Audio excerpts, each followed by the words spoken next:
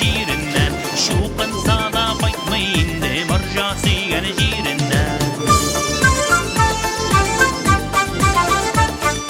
Kutme işlep tazima gör bullamadı neşerlik Kulları de neşerlik üstakiyim nakşar bey Kulları de neşerlik üstakiyim nakşar bey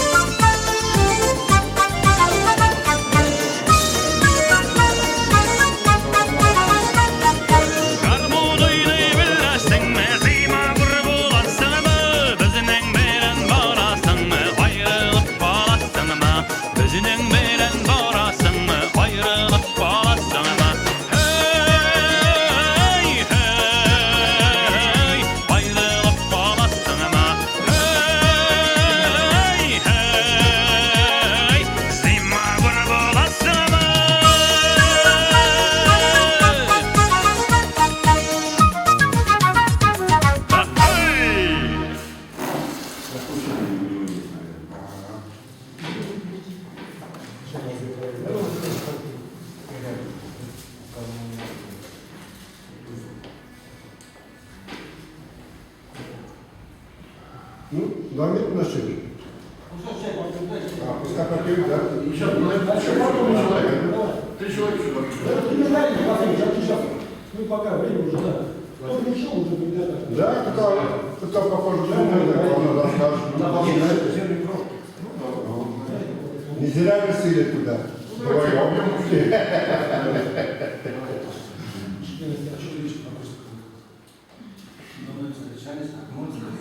Я расскажу о текущей ситуации. Тем более опаздывают. Какая текущая ситуация сейчас? Сейчас расскажу. А? Кто знает, расскажу. Сейчас послушай. Или консилиация, пока. На 15 пока у нас будет что-то есть на столе. Да. Пока на сессии так. И космонавты что ли тут наверное? Сидят, самое важное, что надо нарисовать.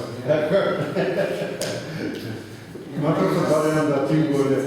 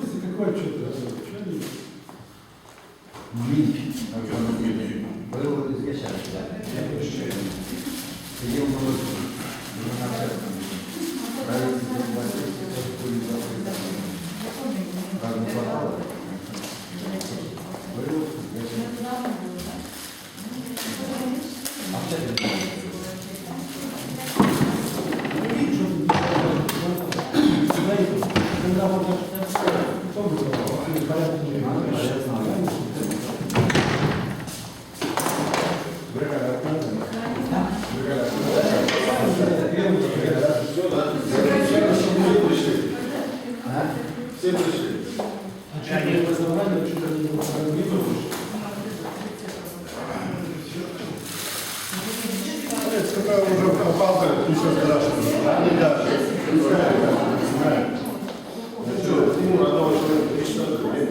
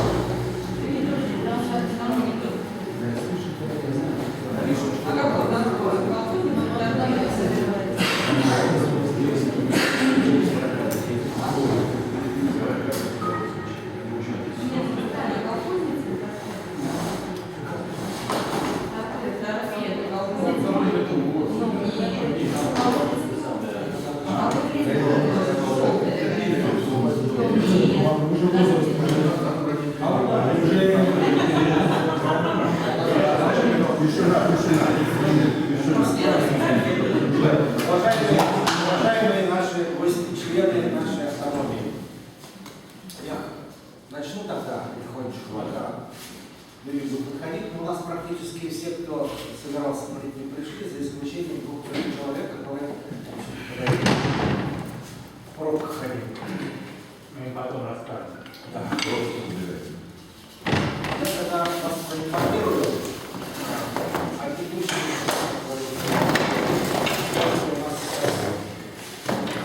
я участвовал в некоторых событиях, поэтому я как часть всех мероприятий расскажу. Здесь у нас присутствует и Айрат Скобяр, который сегодня дополнит свое саморассказание. Вы все, наверное, знаете, ровно год назад состоялась такая попытка объявить конференции. Это 22 июня прошлого года. Здесь собирались автономы, кто-то присутствовал, кто-то не присутствовал. Тогда мы запускались какие-то компромисс, договаривались, что это Давид Саидов, Варвара Иванович, представляет, условно говоря, ту сторону. И, в общем-то, тоже со своей стороны, наверное, некоторые вопросы пояснить. Во всяком случае, то, что мы собирались, у нас не получилось. Не получилось по определенным объективным причинам. Поскольку мы договаривались, что мы собираемся на проводим некую конференцию, как первый шаг, потом идет работа с остальными автономными заявителями в Москве, увеличение, состав. Ну, мы много раз включались, то есть вместе работали, сидели вот так за этим столом, чтобы вот. Ну и один из тоже таких главных вопросов, который до этого еще поднимал, вот сказал Гагарин, о том, что нам необходимо, здесь уже много конференций за это время прошло, но во всяком случае, все, из-за чего началось, все эти события, это, если вы все помните, 12 год, 25 мая, мы собирались, проводили конференцию, успешно зарегистрировали все эти результаты Министерства юстиции, ну, потом подключились некоторые, будем так говорить, некие темные силы, которые, в общем-то, все переиграли, переначали. В общем-то, на наш взгляд, это было нарушение законодательства и все остальное. Но, к сожалению, в нашей стране бывают такие моменты, поэтому мы, в любом случае, мы нашли себе силы, мы не бросили это дело, продолжили. Вот, до сегодняшнего момента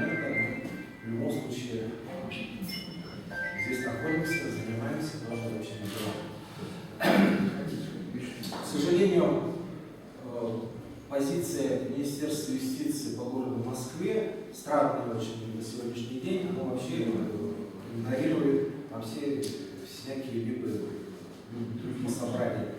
Вообще всех игнорирует. Нашу сторону, противоположную сторону, будем так говорить, что мы пытались объединиться, но такого физического объединения у нас, к сожалению, не произошло, поскольку это подразумевало собой привлечение всех остальных. Но произошло, вот я надеюсь, Анвар Иванович подойдет, и мы его спросим, потому что он нам как бы клятвенно давал обещание, что он будет взаимодействовать. Если вы знаете, мы осенью прошлого года в ноябре собирались в здании исторической мечети, ну там, мы собрались, даже выработали некую рабочую группу по переговорам с другими автономиями, их в меньшинстве, но мы на это, как говорится, не берем, мы считаем, что мы должны быть вместе. Но, к сожалению, не произошло такого контакта. Поэтому я считаю, что нам необходимо в любом случае действовать как-то вместе. В двух словах, значит, некоторые моменты, то, что у нас происходило, мы не афишировали, держали в некой тайне для того, чтобы прошло дело. Недавно Гайдар Ахметович на своем сайте ntss.ru опубликовал статью, описывающую последние события. Здесь много какой-то разных кривоток в отношении меня, что я там где-то куда-то пришел, где-то чего-то сказал, где-то чего-то в отношении конференции, где-то что-то тайно. Здесь ничего такого тайного не было. Вы все участвовали, помните, 21 декабря 2013 года, где вы все доверили мне председателем, но после 3 попыток безуспешно зарегистрировать эту конференцию, мы начали искать другие пути. Но факт событий, что была конференция, это есть. Вы все ходили к нотариусу, заверили заявление о том, что подтвердили ваше участие. То есть это все есть. К сожалению, Минюст даже мне до сих пор эти документы не возвращает. Я уже и жалобу написал в Министерство юстиции.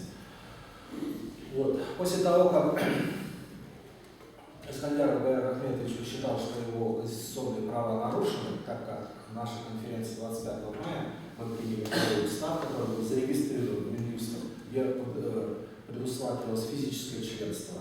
После нас, как бы нас, если так, грубо говоря, перебили, некая конференция 16 августа того же 2012 года, и она была тоже зарегистрирована, понятно, в сентябре 2012 года, там отсутствовало физическое членство.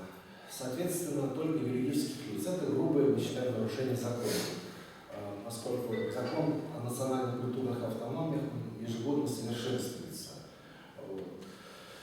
И Гайдар Ахметович обратился в суд, когда дело там несколько раз меняли, заявления возвращали, но добился своего. 23 декабря 2014 года состоялось заседание суда, где со стороны суда пришла повестка в 8, я ее получил, но действительно я ее на руки получил, так получилось. Во всяком случае, у нас Акчурин, вы знаете, написал заявление по собственному желанию, он ушел в комитет ветеранов и в Москву. И больше здесь, и с тех пор я его, честно говоря, здесь не видел ни разу. Поэтому это заявление оригинал у меня хранится, я вот сканы ссылал многим, кого это надо было.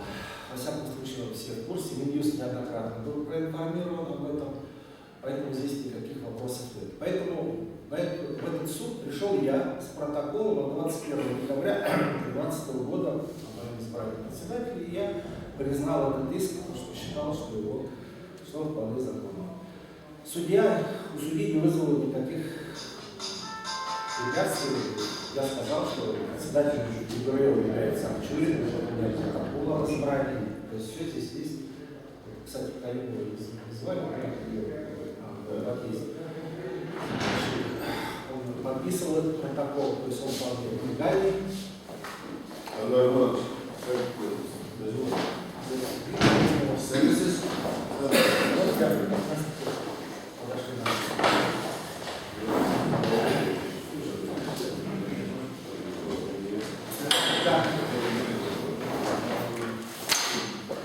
В двух словах повторюсь, пока наши коллеги. Меня до них пригласили. Ну да, ну сейчас. Может не закрытый, но у нас не закрытый заседание, у нас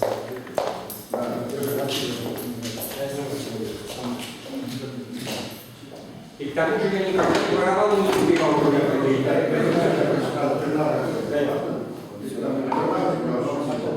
Потом. времени потом, после заседания. Значит, я уже начал было говорить о ситуации и хотел бы несколько повториться, потому что ходят некоторые кривотолки обо всем этом, я уже достаточно рассказал, но я повторю, что год назад у нас состоялась объединительная конференция в этом здании. Мы объединились 12 автономий. В тот же день у нас практически выступление и Анвара Маровича и других прозвучало, что нам необходимо будет работать со всеми автономиями, привлекать их к деятельности. Здесь вот сейчас как раз присутствует, ну, практически процентов, я думаю, 80 зарегистрированных на сегодняшний день руководителей местных национальных культурных автономий района Москвы. Вот. Ну, к сожалению, год прошел, такой вот активной деятельности нет, поэтому мы решили все-таки надо собраться, как-то вот обдумать. Потому что я вот помню, мы в ноябре собирались прошлого года, вырабатывали даже некую рабочую группу, переговорщиков как-то. Вот. Ну, тоже не состоялось. Я их информировал со всех сторон, хотел, чтобы мы как-то сели, не скрытно друг от друга действовали, а открыто. Вот. Здесь в последнее время ходили некие кривотолки в отношении моего участия в судах. Как я начал говорить, я расскажу свою позицию. У нас за период с 2012 примерно года прошло несколько конференций. И все они, в общем-то, оказались безуспешными. Безуспешными в каком плане? Что Минюст не зарегистрировал ни результаты ни одной из конференций. Поэтому мы подошли к такой ситуации, что у нас и без власти, без руководства, и как-то надо легитимность, все это. Но я не говорю, что это внешняя некая угроза, но создавалось землячество Республики Татарстан, которое, в общем-то, тоже как бы претендовало на здание Дома Садулаева. Ну, так, по некоторым слухам, там, до нас тоже это доносилось, поэтому просто сидеть, сложа руки, тоже бездействие, как бы мы посчитали не совсем правильно, поэтому некоторые действия предпринять. Как я уже говорил, вот здесь присутствует Гайрат Ахметович Скандяров, который, в общем-то, принципиально занимает позицию всегда. И он не создавал местной автономии, он считал, что как закон о национальных культурных автономиях постоянно совершенствуется. В тот момент, когда мы создавали окружные автономии, не было. Сейчас, когда региональные создавали, только были юридические лица. Сейчас закон позволяет участие физических лиц. Давно уже, больше чем в 2012 году, когда мы регистрировали устав 2012 года, мая, 25 мая, там уже позволялось участие физических лиц. Гайрат Ахметович посчитал, что его конституционные права нарушены, и он обратился в суд. Это была история с апреля 2012 года длилась. К декабрю 23 декабря 2014 года было заседание суда, на которое меня пригласили по повестке. Я пришел, я уже говорил, 21 декабря многие здесь присутствовали на этой конференции региональной татарской национальной культурной автономии после сложения полномочий Акчурина с его заявлением. Это заявление у меня хранится. Оно есть, я сканер слал, кому это нарисовался. Вы доверили избранию председателю период, там, тоже мы не знаем, на какой период, но в всяком случае на определенный период полномочий избрания председателя, это зафиксировано в новом протоколе. Там в тот период было некое противостояние. Я считаю, что мы дошли, во всяком случае, то, что мы сегодня сидим за этим столом, это уже большое достижение. Я считаю, это вообще может быть даже историческое событие, поскольку мы должны вообще договориться о чем-то, что у нас вообще ничего не должно быть каких-то споров, я не знаю. Если у кого какие-то есть претензии, споры, они должны быть сами сказать об этом в лицо, в глаза, а не спешат. Вот. Поэтому я, исходя из того, что протокол, который был заявлен председателю и, кстати, у себя отсутствует, Калинов Сашин был председательствующий на той конференции, он подписал, он тогда не отказывался, я явился 23 декабря 2014 года, предъявил судье этот протокол, и, в общем-то, я сказал, что вот заявление Акчурина, он сложил полномочия, протокол. Во всяком случае, вот такое дело было совершено, оно было сделано. Значит, я исходил прежде всего из каких соображений? То, что мы неоднократно собирались на конференции, вот, пытались год назад объединительную конференцию собрать. У нас, к сожалению, мы упирались в том, что Министерство юстиции в Москве избрало очень такую какую-то непонятную вообще позицию, не регистрирует вообще ничего, никак, даже вообще непонятно. Поэтому мы оказались в неком тупике. Мы постоянно должны какие-то искать пути выхода из этой ситуации. Вот. Я вижу один из путей, то есть, чтобы... Тут не важно кто. Вот, допустим, если речь идет о 25 мая, то, допустим, вот сидящий здесь Саид Галиев, и я, допустим, особо я ни на что себе не претендую. То есть здесь мы вот согласны провести какую-то конференцию, избрать руководство новое. То есть абсолютно главное, чтобы согласие было всех, участие всех в этом плане. Вот, собственно говоря, несколько суббот, но я возвращался назад-вперед, как бы, во всяком случае, вот такая была ситуация. Гайр Ахметович здесь вот сидящий, наверное, все-таки вы дополните. Я могу дополнить, да. Да, и его статья вышла на сайте ss.ru, тоже. Я хочу дополнить о том, что Дамир сказал, что вот сейчас закон вышел. Закон всегда был один и тот же. И членство должно было быть с самого начала. Я спорил об этом еще, когда мы создавали автономию. В этом это был спор. И Хусаинов тогда не обещал, что сделать индивидуальный членство, как вот зарегистрировать. Создавали автономию региональную? Да, ну когда вот так, нет, нет, это вот. Там организационно-правовая форма общественной организации была всегда, а в общественной организации должно быть член. Управление юстицией, вот как раз было против с самого начала. Я Солюбову писал об этом еще. Они всегда против. Но потом вышло дополнение, чтобы обязательно было членство уже как бы насильно. Но это, в принципе, было уже давно по закону. Поэтому это все то же самое. И этот спор длится уже почти 15 лет, наверное. Вот. Для чего нужно членство? Членство нужно для того, чтобы здесь присутствовал народ. Чтобы народ. Мы для чего? Для людей. Правильно? Нам надо говорить, какого мы работаем. А это нужно хавать книжку, как сделано, да. Так? Вернее, хавать книжку, Verbe tanrısı, bölge yürüsünler, götürürsünler hava.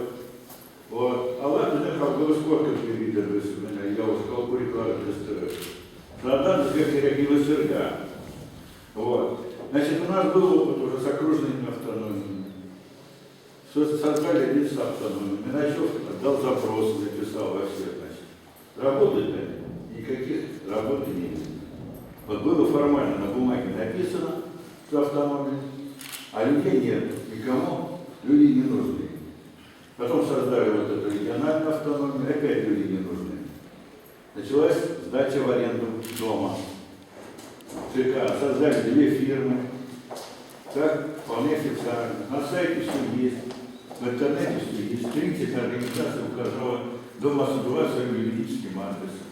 Документы автономии скрывались. А по документам видно, что в этом доме мы не имеем права сдавать в аренду никому. Из-за этого у нас этот дом затопляет. И вот все шло под прикрытием генерала. Вот что хотите, то и делать. Дыры. Вот с этим надо покончить.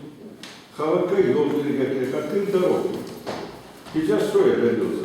Сейчас мы добились, что отменили все решения конференции от 16 августа полностью. Так? это самое, суд принял определение, что произвести упразднять с регистрации и следовало установить ту автономию, которая была от мая 2012 года. Вот управление юстиции стало, значит, против, московской. Значит, так они говорят, 3 этапа было сопротивления. Первый этап. Решение суда получили, отправляют. Они пишут в ответ. А нам укажите, как это решение исполнить. Потом мы в суд опять. Получили определение. Значит, путем перерегистрации, снятия с регистрации. Являются. Ответ. Вот Дамира там судили за то, что он там за Акчурина подписался. И там уничтожили протокол, который у тебя забрали, кажется. Поэтому мы не можем перерегистрировать. Ёкало. Мы в Минюст пишем. Как это так? Оно же в ГЭСе должен быть этот протокол. Минюст сказал, все в порядке, можно перерегистрировать. Когда они придумали новую вещь, давай, значит, апелляцию сделаем, понимаешь? То есть продлил срок процессуальный.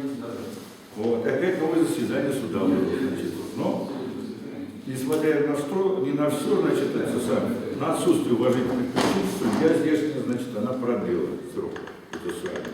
То есть теперь они хотят обжаловать решение в Мосгорсуде. Теперь, Кто хочет делать? ну, Минюст московскую правду, то есть она против своего министерства пошла. Вот. Лишь бы вот это. Почему? Давайте причины. Автономия от 16 августа была зарегистрирована незаконно. Почему? Потому что не было по суду отменена предыдущая регистрация. Раз. Это позднее отменили. Первое. Второе. Было заявление в суд от Юсупзянова и Хусейнова о том, что они не присутствовали в автономии вообще. Из 3 автономий 2 отсутствовали. Представляете? То есть мы вообще, говорит, не участвовали. Вот еще один дом, значит, их не было. Вот. Ну, то есть полная лажа. И если проверить, может быть, и вообще не было там этой конференции. Вот. Вот такая ситуация. Вот. А управление юстицией почему-то за это держится. Зачем им это нужно? Значит, есть, и они написали, что у нас есть личная заинтересованность, у нас есть заинтересованность в этом вопросе. Хотя он исполнительный орган должен только регистрировать и все. Вот. Судебное решение должно выполнить. Далее, ну, значит, там перспективы какие? Значит, там есть в этом процессуальном кодексе есть статья, значит, как эта апелляция проходит. И там написано, что отменить решение суда, апелляционной инстанции, может только по процедурным вопросам, она не может это отменить. Весь упор кинули на то, что Дамир там подтвердил, согласился с доводами, с моими доводами о том, что были нарушены мои права. Вот на это почему Дамир подтвердил. Вот. Ну, давайте, вот что-то поздно.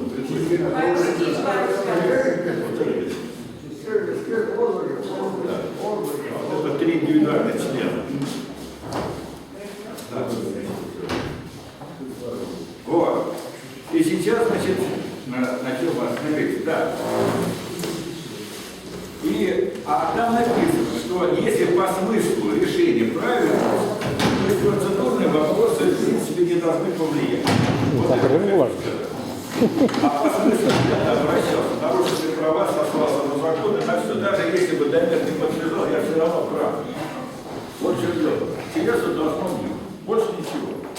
Таким образом, у нас сегодняшняя ситуация такая, что суд утвердил, значит, отменил ту автономию, так?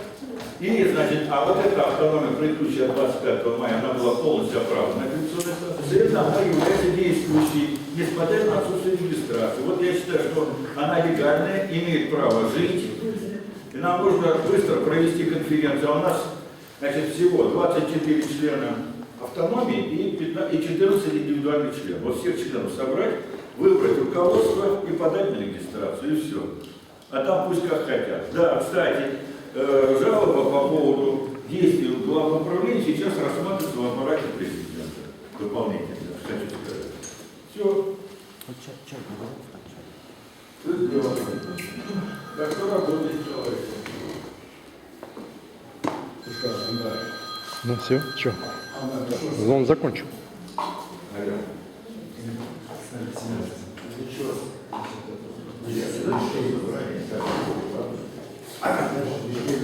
Вы закончили? Вы закончили?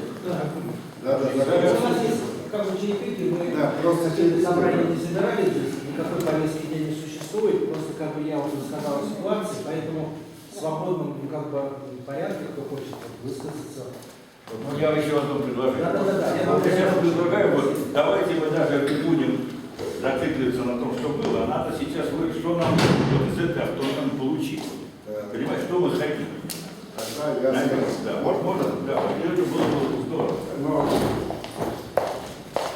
недавно пригласили Ньюс, это как раз ваше решение, наверное, было. Я потому что сейчас пригласили Ньюс. Сказали о том, что после вашего заявления, это который Расим Сулейманович ушел, и они пригласили. Поэтому сегодняшний день какая ситуация? Да, пригласили сами. Я сначала думал, шутка, перезвонил, и они говорят, надо. На сегодняшний день я вот письмо отдал, они сами сказали, как написать, написали письмо. Решения пока нет. А решение суда вы отдали. Есть хорошо, На той неделе я Коноваловым встречаюсь, на той неделе я прилечу с командировкой, встречаюсь, там посмотрим, какая ситуация. Но все равно ни Ньюс, ни это, ничего не будет решать. Сегодня, если сами не решим дружно, тем более ликвидация получилась уже 16 августа. Сегодняшний день Брыгаля, если решим, Брыгаля, потому что ту, которую мы в 96-м году говорим о том, что те окружные, чтобы они реально были председателями, даже по один комнате каждому два окружных, все региональные, которые в районе тоже участвовали везде. Не так, как вот бегали. Вот вы сказали, да, я почти 50 писем могу показать, так что я написал. Если вы школу открыли. Это есть. Даже у Рустама Нургалевича есть, и это есть. Даже Бабаев у Ментимира Шариповича. 50 писем. Ни один ответ нет. Не было. Решит о том, что школа открыта только. У себя вопрос. Да. Вот, да. Сегодня не будем возвращаться. Расим Сулейманович ушел. Но все равно, какой бы ни был хороший, плохой, он уважаемый человек. Если все решит, его все равно подчеркнут как председателем или президентом, все равно сделать надо. Почему я говорю? Вы говорите, не работает, вы помните, что с пятачка начинали, да, собаку. Все документы у меня есть. Я кричать ходить, у меня времени для того, чтобы я вот это делаю, вот это делаю. И ребята тоже, Гай Залевич тоже. Здесь и все те, которые участвовали, потому что никто не кричит, не ходит. Потихонечку делают. Ясно делают. Для того, чтобы делать окружной или район, нужен поддержка. Даже маленькое письмо, вот трех строк. Председатель подписывал, а этого тоже не было, ребята. Поэтому сегодняшний день вот такой организационный молодец Фаиз, молодец Дамир, молодец тоже, это потому что Сабантуй прекрасно прошло. Ребята довольны насчет этого, потому что какая бы ситуация не была, но Сабантуй не провалили.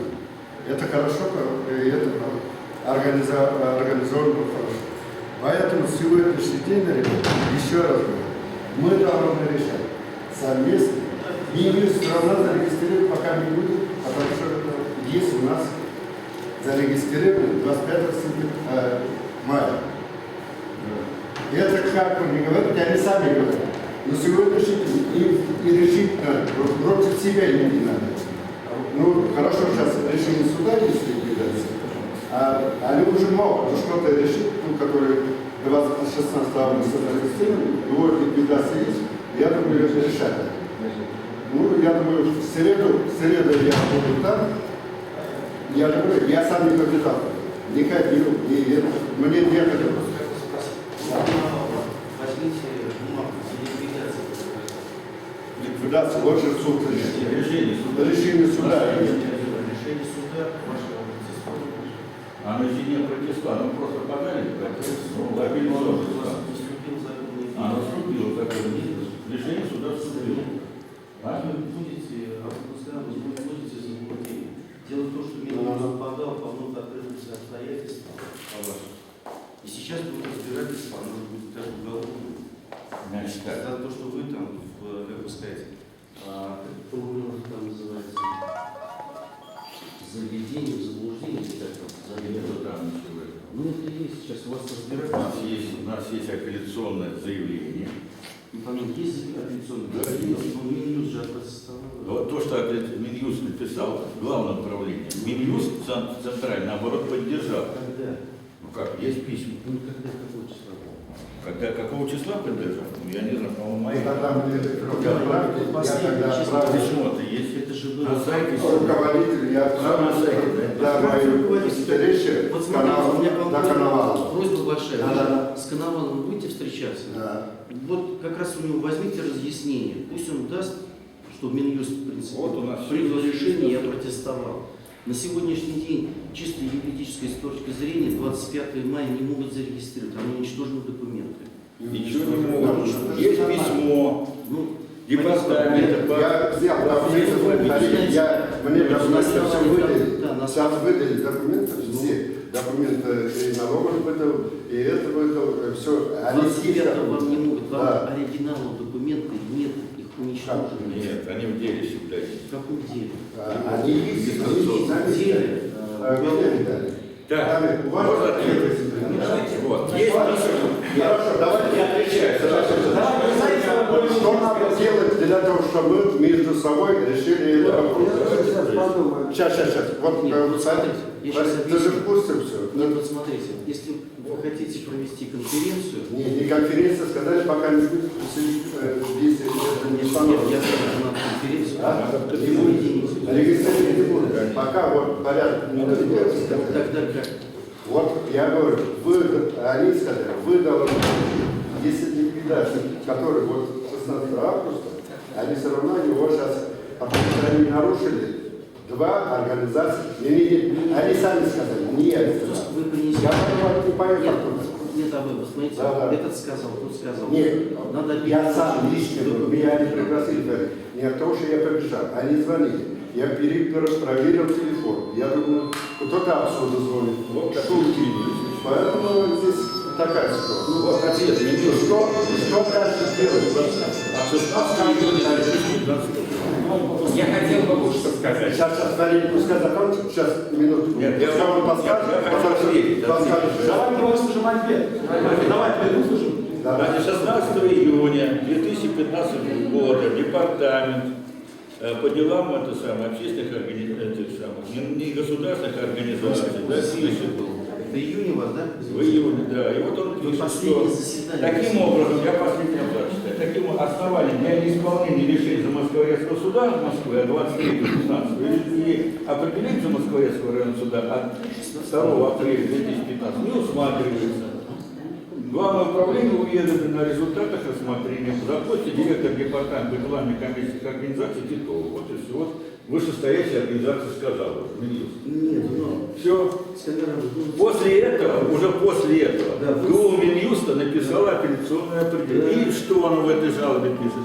Она пишет о том, что Дамир не является представителем автономии.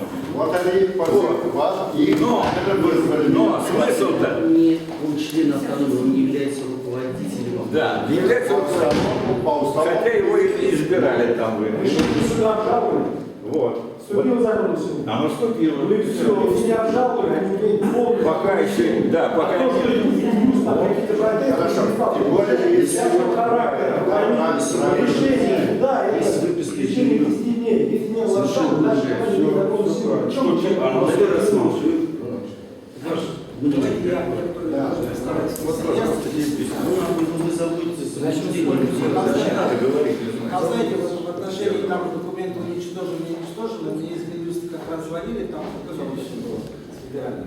Я пояснил, что в этом приговоре написано, что регистрационное дело оставлено в архиве суда приездов.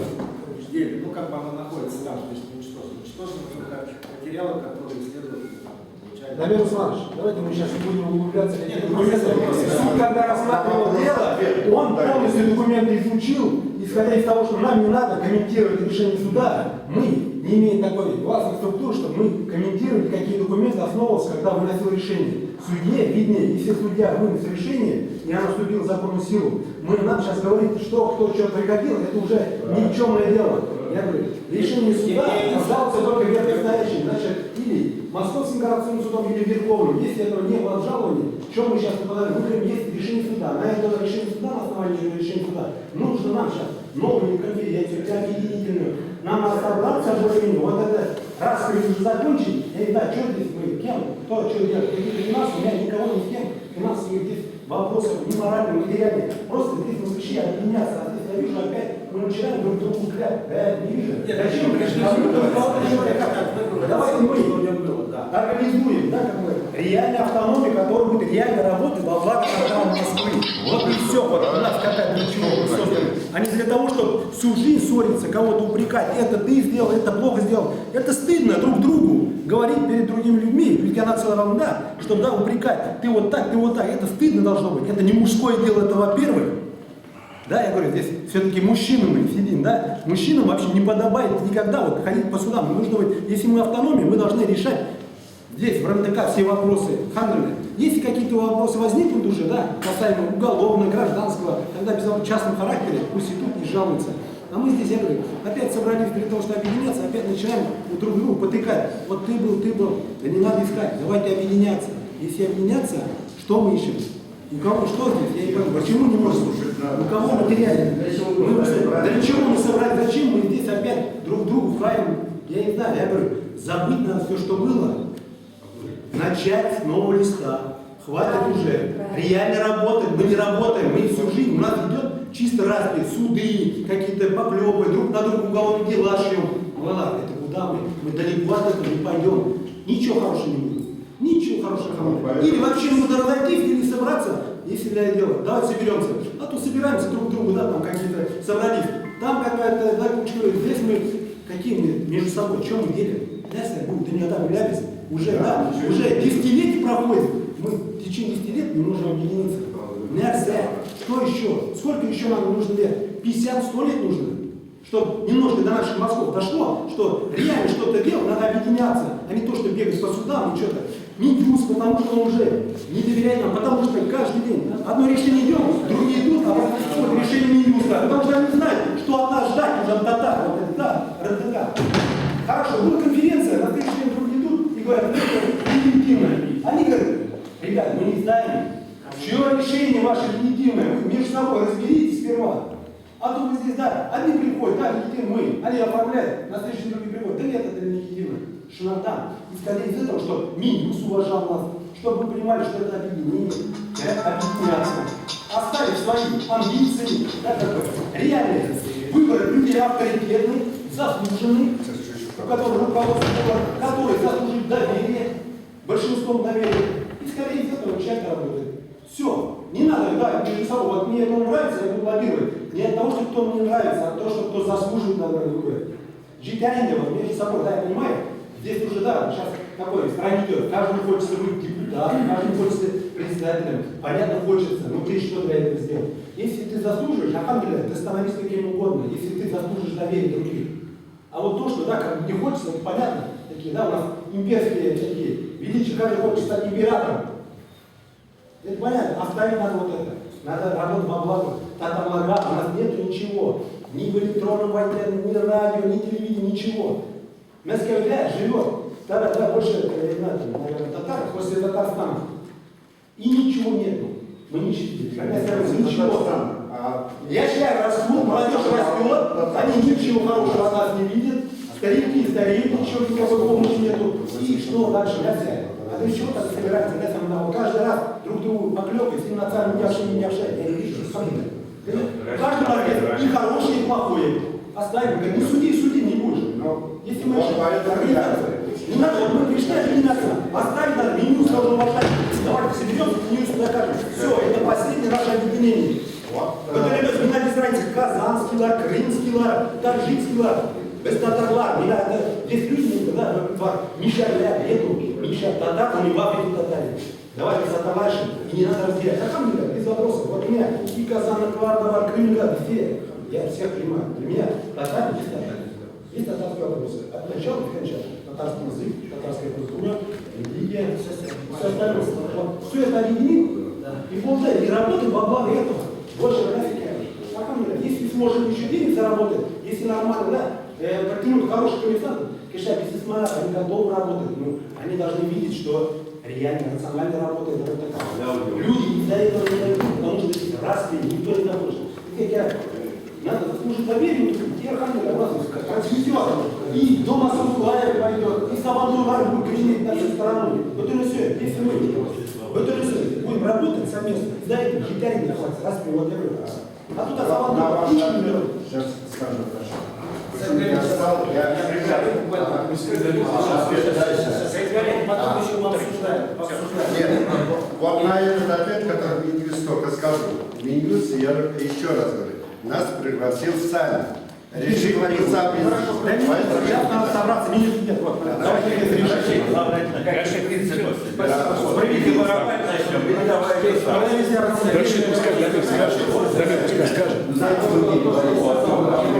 Повторяться ни к чему.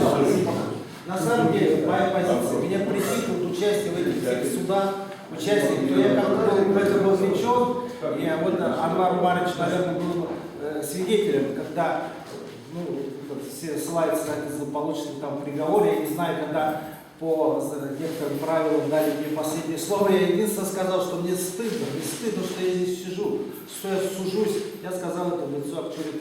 Ну, во всяком случае, мне это, конечно, действительно стыдно.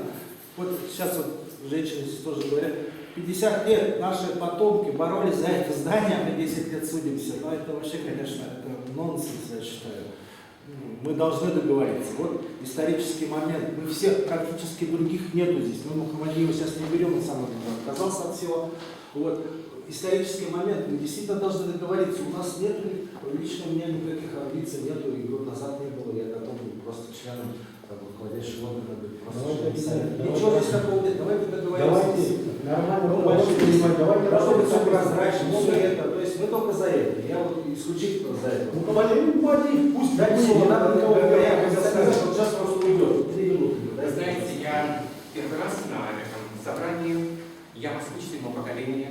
Мой дедушка был начальником этой мечети. Он был главным учением всех российских мечетей, всех татар.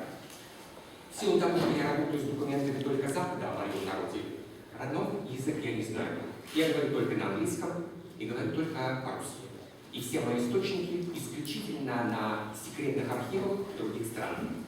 В силу того, что тогда, когда монголы нас захватили, мы ушли с нашей земли, оттуда, откуда горьковские татары и пензенские татары. Нам там было нелегко. Когда венгры вынуждены были также от нас уйти, они стали, сейчас они будут заново тюрками. Но когда они от нас ушли, они создали свою страну. И мы туда пришли впоследствии, когда нас убивали монголы, и мы пришли в Венгрию. И там 2 наших района. И там были такие же сложности, как сейчас у вас здесь. Там 2 наших района. Малая Кумания, где живут машгары, горьковские татары, Карва, и Малая Кумания, где живут пензенские татары, Ишари.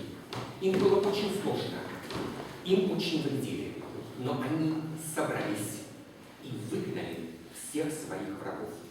Также на протяжении нескольких столетий им мешали, но они смогли создать культурную автономию и вместе с русинами получили автономию.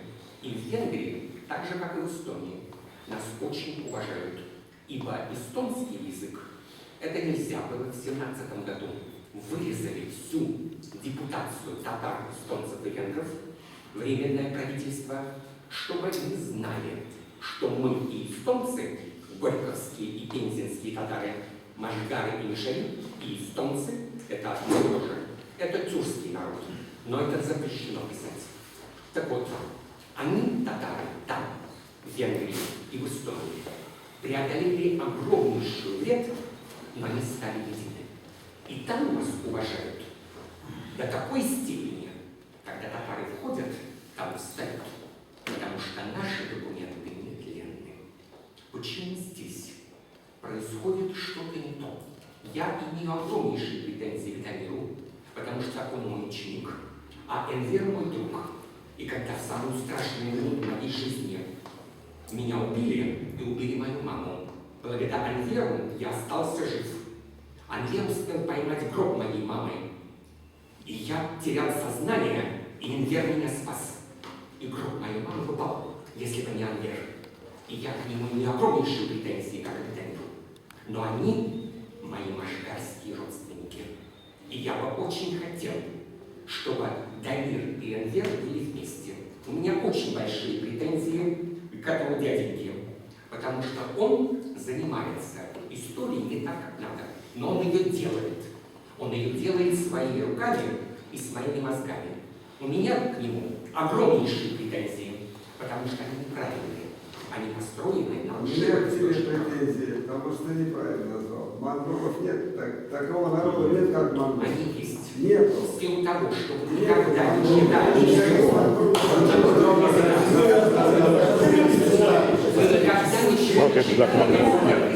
Как так монголов нет. Так вот, извините, я приношу вам извинения, у меня сегодня зарплата. Акчалар, простите, я успею кое-что показать и побегу. Завтра у меня важная встреча, потому что я уезжаю с лекциями в Ватикан. И сейчас я вам покажу документы, которые сохранили два моих дедушки. Воиску Бурмаш, Ян Бурмаш. Это документы, которые хранились в секретном сейфе Адольфа Гитлера в рейхсканцелярии. Меня избивали дважды. Hello, I beg your pardon. Yes, I'll try. I'll be back. No. Yes, Chiro, I will be in touch. Kindly wait. Я вам покажу и укажу. Это наши документы, которые я, в силу того, что я работаю с документами Гитлера и Наполеона, я успею вам показать. Но сегодня вы должны это знать. Это наш народ. У нас женщина и мужчина свободны. И наша женщина равнозначна мужчине. В силу этих причин и женщина, и мужчина у нас имеет свойство. И каждая часть татарской нации, нас всего 8 этносословий. И наше богатство, что мы разные, мы единая татарская политическая нация, но у нас есть деление. И каждая часть нашего народа хранит это, потому что когда мы у себя, у Машгар, у Мишарей, у хаджет-арханцев, украинцев, у нас есть Машгар-Бегло, Мишер-Бегло, Крым-Бегло, Хаджет-Архан-Бегло, Казане-Бегло. Но когда мы уезжали за границу, у нас у всех было татар-Бегло. Это наш паспорт. И никто не смог нас обмануть. Почему? Дамир. Потому что Хватит, татарский наверное. паспорт. Помните, а паспорт у тебя имеется? Помните детская сказка? А паспорт у тебя имеется? Вот здесь у нас с вами татарский паспорт. И почему сейчас требуют это? Это у нас татары. Потому что вот это будет делать наш рисунок. И знания лучшие аферисты, бандиты, это место срезают. И только мы сохранили секрет выявления национальности. По этому месту и по глазенкам, и поэтому сейчас убегаю, но успею вам показать. Каждая часть татарской нации имеет свою Давайте лучше, может, свой вечер сделать. Это надо отдельное дело. Нет, вы же не хотите не заплатите, а вы не хотите заплатить. Это отдельная тема. Вы соберете своих. Вы же ни копейки не дадите. Где я? Что я у татар возьму? Какие я пчела у татар возьму? Слава Богу, Ватикан. В Ватикане. Попробуй, татар.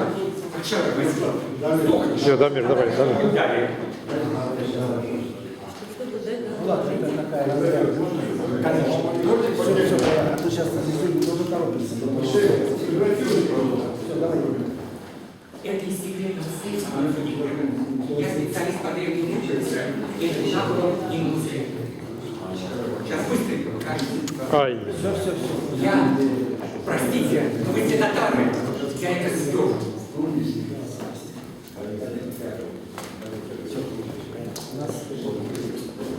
У нас другая тема. Я бежать, должен бежать, потому что это мой кусок хлеба. Ну, по-моему,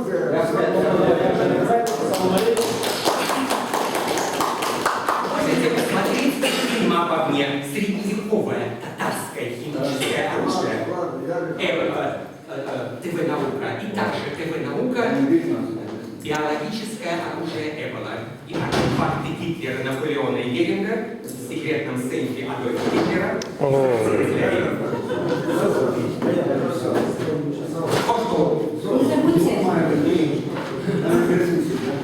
Я очень хочу, чтобы Дамир и Анвер были вместе.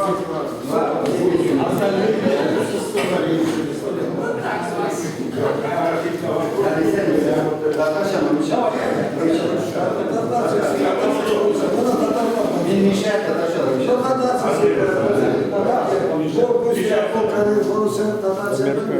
Бумагу не держишь? Да нет, ну все знают. Да? Ага. Всех знаю, и всех уважаю. И Дамир уважаю, и Анвар знаю, и мы с ним тоже друзья. Я хочу, чтобы никто не обиделся, конечно, мы в последнее время очень плохо. На одном месте. Да, я говорю. Я вот попросил разрешить мне подарок. Не потеряйся по ночам. Так сейчас говорю. И я хотел бы на русском языке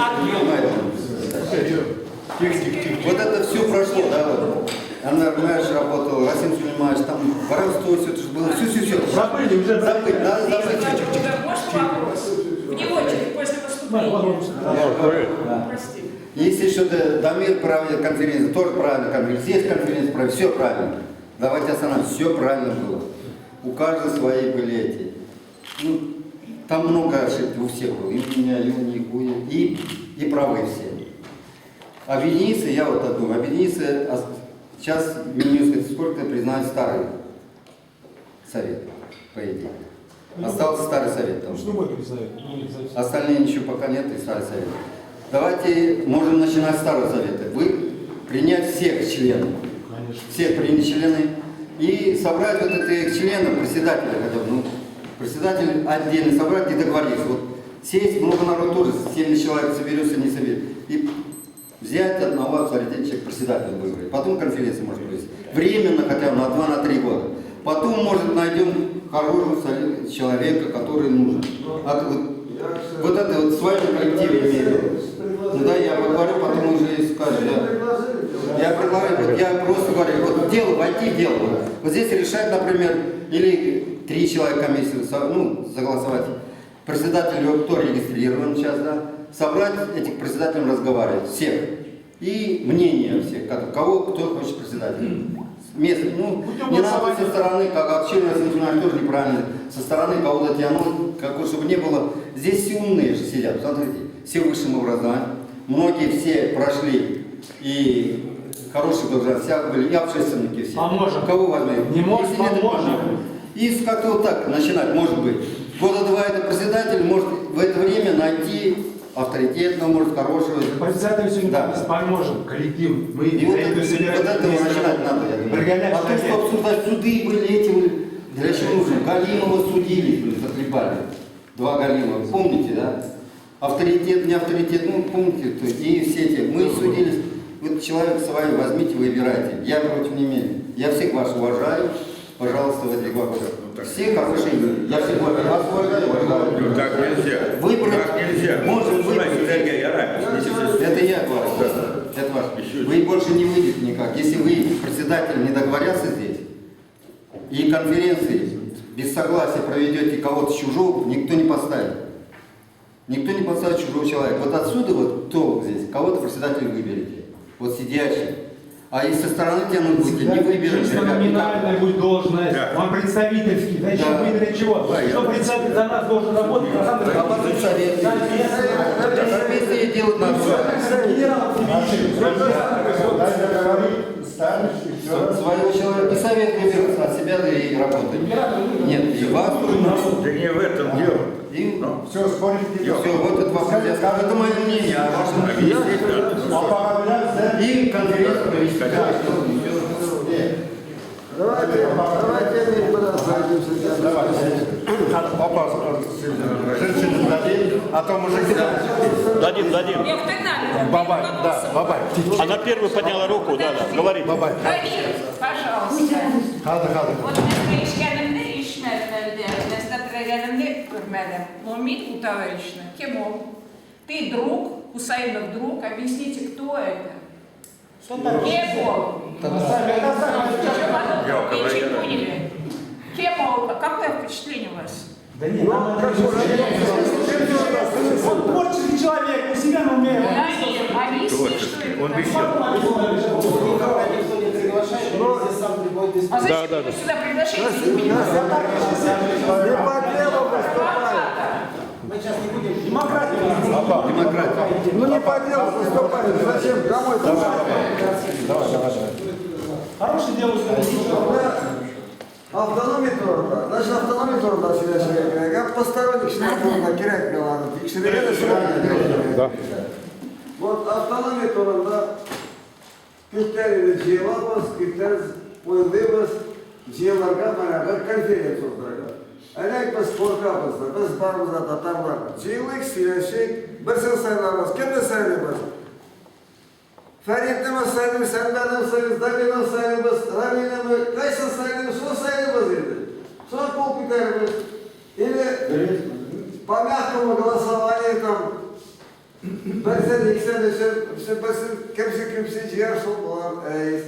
Дело ведь не в этом, кем был рейс. Он нишне. Мария Сундалис. Он бana rejim etkençe yakışırmışlar, tatargaçlar. Или devletli koşsası olmuşlar, anlaşılmak gerilmek, malay şekilde. Bunda gerekli, devlet koşkan, degisi avzı koşkan, bu avzı koşkan.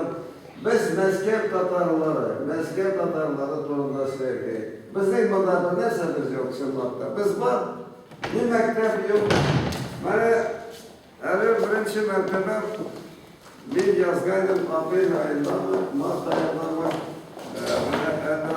Tumanovishga Мэрия Сашик передала особо туда музыкальное училище имени Сара Садыкова. Ну, нәрселер шевелится, не шевелится, то не уже порождает. Ну, тоже эшдиков. Нормальные все. Он опушашляется, давайте объединяться, давайте объединяться. Между каждым, давай объединимся. Наверное, погасили шапы. И по конференцию заходим. Устав принимаем. И конференция на протоколе зарегистрировать. Куда я буду? БТРВ меню сказал, что они поверили, что это тогда... И БТРВ только бывает игр, как конференция, да, в январе. Bizde iyi vermiyorlar, Kasera Hanım'ı iyi vermiyorlar, kim bile iyi vermiyorlar. Benim çakırda mahsus kişilerini, bir kişilerine 40 milyon.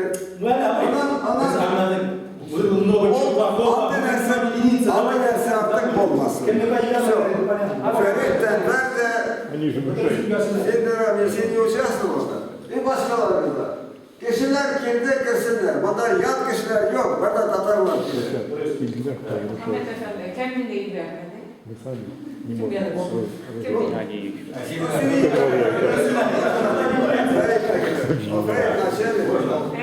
Ferit начальник. Ferit начальник. Начальник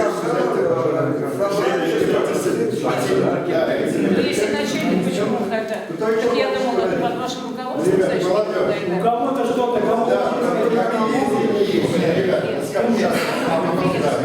Не нам встал. Кто еще Передо хочет? мной. Ну давайте 5 минут Не постараемся, 5 понимаю, минут не было так. хорошо. Не начал, блядь. А как газетович, Я готов. это что такое? Я вас хочу. Сейчас минут 5 еще раз. Насчет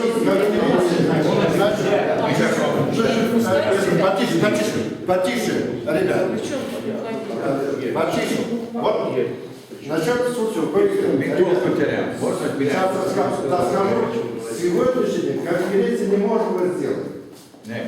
Почему? Потому что еще не два организации. Нет, 16 и 25. Опять же, вы заблуждены. Надо депутатов. Тихо. Я еще раз говорю. Вот почему... Какой минус, спорит? При чем? Подожди. Да при чем, что это мы? А вы хотя бы решение суда это причем сказать, я даю расскажу. Сейчас расскажу. Сегодняшний день, потому что регистрация, которая у нас прошла 25 мая, она действительно не осталась. Еще сами же лишние сказали. И я сказал, мы юз. Сегодняшний день он вот сказал о том, что судья выиграл, о том, что 16 августа она на ликвидации. Не я сказал, ребята. Поэтому сегодня... Хорошо.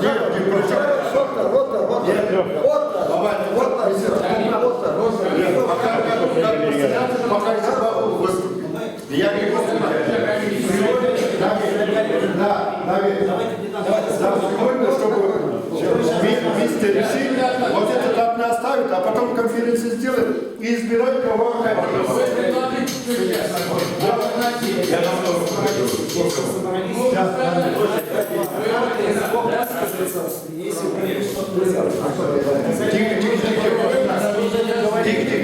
Вы уже это говорили. 25 мая, да, мы собирались, но здесь не все присутствующие там участвовали. Давайте мы отойдем от этого, пожалуйста. Я всегда, как говорится, 16 августа тоже не все собирались. Давайте мы придем к общему знаменателю. Я еще раз говорю, что у нас сейчас, без исключения, можно сказать, исторические события. Мы за одним столом собрались, когда я не помню такого случая, чтобы мы в таком составе собирались. Мы не должны упустить этот шанс. Давайте о чем-нибудь договоримся. Сейчас у нас не собрание, мы просто первый раз встретились, чтобы обменяться мнениями, чтобы мы не смотрели друг на друга волком, там, куда-то бегали жаловаться друг на друга, в полицию. Но это же ниже вашего достоинства, идти жалобы писать. Ну это вообще не считаю. Какие предложения? Предложения, да. Вот тут рассказывают, какие предложения провести конференцию. Но сейчас, вот прямо сейчас проводите, для этого нужна некая подготовительная работа. Мы сегодня первый раз встретились. Давайте еще раз встретимся. Давайте каждый обдумает какие-то предложения. Я не думаю, что мы сегодня что-то примем. Мы сегодня вот просто поговорим. Давайте мы договоримся еще раз встретиться в таком же составе. Нет, подождите. Сейчас мы все сказали с этой стороны. Давайте с тех сторон мы никого не услышали. Борис Валерьевич, вы скажите что-нибудь свое слово, понимаете, что делать. Здесь как бы тупиковое состояние, вы всегда заверяете. Вы скажите свое слово сейчас, что вы можете предложить. Ваше мнение. Да. Тише. Я, честно говоря, не знал, что сегодня будет заседание, если честно. Я не готовился, даже не знал. Потом, когда сюда приехал, мне попросили, говорят, Рамиль, говорит, попросил, чтобы я зашел. Я, честно говоря, зашел, я не знал, что такой пути. Давайте сути. А кто там предполагал, чего не нужно? До конца. А по берегу Йоханан Этерсен. Если вы торопитесь, пожалуйста, послушаем, давайте вас, потом я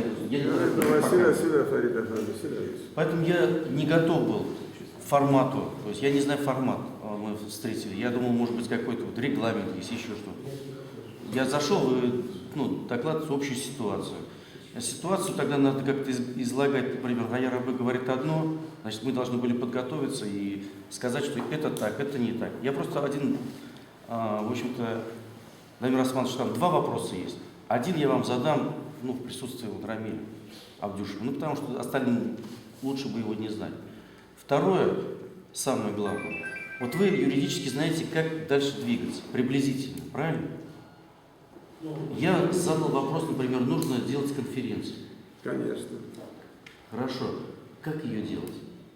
Для того, чтобы мы могли двигаться, я, по крайней мере, как вижу, мы должны отталкиваться от тех легитимных документов, что при подаче, которые они существуют на самом деле. Так это или нет? На самом деле так, да. Да. Легитимные документы, которые на сегодняшний день, существуют, они выписка из ГРЮ. Правильно? Без нее и без на основании нее, в принципе, проводить следующей конференции, но она будет бутафорной. Да, она будет иметь смысл общественный, как она у нас и произошла. Дамир Османович. Они у нас все были тайные конференции. Тайны, не тайны, бутафорные. У нас не бутафорская была, я вам сейчас объясню. У нас действительно была объединительная. Мы сели, договорились. С одной стороны заходит часть, с другой стороны часть. На следующее заседание должна быть встреча, откровенно мы скажем, Ну, с Фаезом должны были встретиться. Не встретились, будет следующая встреча, потому что после нее должна была объединительная быть конференция, на которой должны были зайти те автономии, которые не вошли. Так, секундочку, так это было или нет? Потом началась, то есть небольшая, там, как бы сказать, пробуксовка. Мы же всех приглашаем. Всех входить, проблем нет. Кто запрещает? Вот Райт сказал, например, хочет сделать, чтобы молодежь, например, что-то хотела. Пожалуйста. У тебя вот здесь вот Рамиль. Где никого ничего не запрещали. Заходи, пиши программу. Не то, что на ты. Можно, да? Да, конечно, что это? Конечно, да. Заходите, делайте программу, утверждаем, делайте. Я сразу при всех скажу. Мне очень приятно, что каждый, например, человек, который здесь проработал, знает, что я здесь не имею ни одного материального интереса. Если у кого-то есть какие-то материальные претензии, можете высказать. Я, например, так сказать, этим горжусь. Я готов. Не у всех есть такая возможность, проблем нет. Она должна быть, как бы сказать, общественную прибыль. Кто-то должен что-то получать здесь, например, деньги, которые здесь тратят определенное время. Я не против. Рабочий, да, каждый должен свой труд получать. Хвала Всевышнему, у меня есть такая возможность, пока этим не пользоваться. Хвала Всевышнему. Я и дальше буду продолжать. Мне нужно, чтобы, например, здесь все работало и, как бы сказать, было всем хорошо, проблем нет. Но для того, чтобы как бы двигаться, нужно определить определенные правила игры, все. Чтобы они были, не то, что там для наших, но нужно все-таки все равно расширить круг. У нас, например, есть некоторые общественные там, в общем-то, деятели, которые здесь не присутствуют. Они бы тоже присутствуют. Для чего мы сделали вот эту конференцию? Для того, чтобы ее, сделать легализацию. Мы же, например, вас приглашали, когда вот на конференции «Я не собор», пожалуйста. Мы предлагали, участвовать и заходить. Нет. В совет как нет? У нас совет, у нас открыт, да. В январе было Вы отказались. В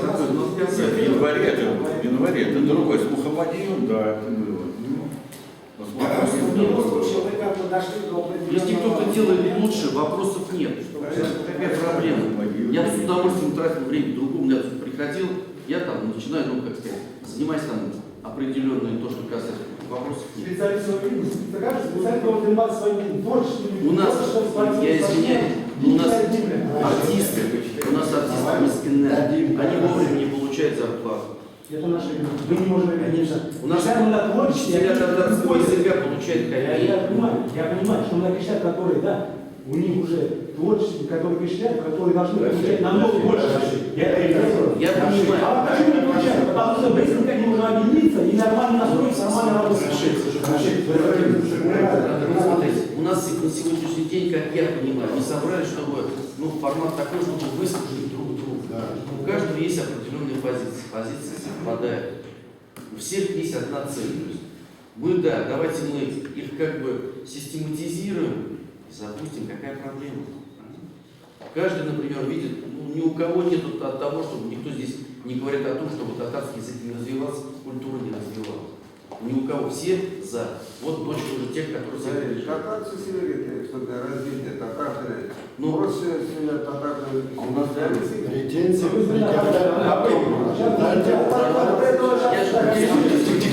Я вырос в такой среде, сейчас вам объясню. Меня, для того, чтобы там поступить в институт, для того, чтобы... Мы тоже поступили. Да, у меня был такой татарский акцент, я в деревне вырос, то мне в городе запрещали даже на татарском разговаривать. Я учу, не переживайте. Я учу, выступаю, люди знают, что я над этим работаю. Но для того, чтобы, как бы сказать, татарский язык жив, вот смотрите, не надо делать акцент на татарский язык. Потому что вот возьмите латынь. Латынь на сегодняшний мертвый язык. Нет. Первое, любой нации, это ее фундамент, стержень, это религия. Второе, это ее дух. Третье, и поэтому на четвертом месте только есть представить, когда вы говорите. Конкретно, что делаем? Конкретно, вот смотрите, мы сейчас выслушали друг друга. Значит, надо назначить встречу. И у нас, например, выработать там, например, из 5, из 6 точек зрения 2-3. И начинать договариваться. То есть из 6 точек зрения прийти к 3, потом к 2, потом к 1. Когда мы придем к одной точке зрения, нужно уже идти. Но не затягивать это на какое-то время. Все. А вот смотрите, да, Так что- у нас же нету точки зрения. То есть, Доктор, я не знаю, вот не нечем. Расид, ну подожди, я тебе вопрос задам, можно тебе задать вопрос? Другу понимаешь,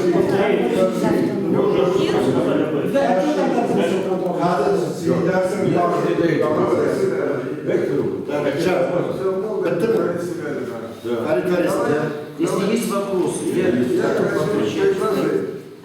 Я хочу предложить, давайте конференцию устроим, поистрамо с конференции сентября. Agar sadece sentyabr savundu gördük, давайте октябрь. 10 октябрь, 20 октябрь, давайте согласуем дату. Тогда, минуточку, тогда Тырнавы Бабай. не до конца. Он селянин, был мало Дело в том, я вам маленькое пояснение дам. От декларации до реализации вот, не месяц и не 2. В связи с... Ну, то есть, меняйте типа Бахаркирек, Сохадарова. Дело в том, что сейчас произошли до октября достаточно времени. изменения. Вы знаете, да, законодательство изменилось 1 сентября. Да, много чего поменялось, конечно. Исходя из этого, если раньше нужно было подготавливаться к конференции месяц, месяц там 10 3 месяца было сначала. Нет. 3 месяца было объявление. Месяца достаточно. Нет, объявление достаточно было до реализации практически месяц, 10-20 дней. Сейчас Было 3 месяца. Фарида, не сколько?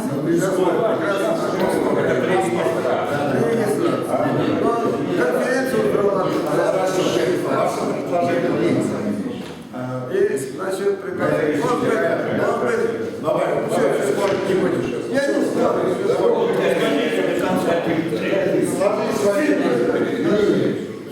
Может быть, предложение не будет 6, а может быть 2 или всего одно предложение. Потому что конференция все решится. Не надо Так, ну, видите, как это, вот Россия судит, ну, пафосно судит, Стоп. Но объединяться нельзя все, не всех подряд объединять. Может, понять, есть принцип. Если он висел, ладно, давайте так это рубить. Оставьте, не судите, не будете его Вы еще на 20 лет человек. Ты не кричи, не кричи. Слушай, да вы слушайте. Нет, объясняю тебе. Объясняю тебе. Я 15 лет с этим боролся, между прочим. Да. Вы еще 15 лет, Нет, подожди, дай договорить. Я сейчас скажу попозднее. Лёх, по делу я говорю. Значит, принцип не воровать, честно работать, открыто, отцелись.